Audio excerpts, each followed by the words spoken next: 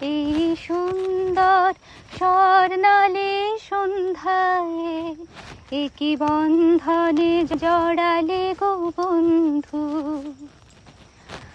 আমলকি পিয়ালের কুঞ্জে কিছু মৌমাছি এখনো যে গুঞ্জে, জানি সেই সুরে আমারে ভরালে গো বন্ধু।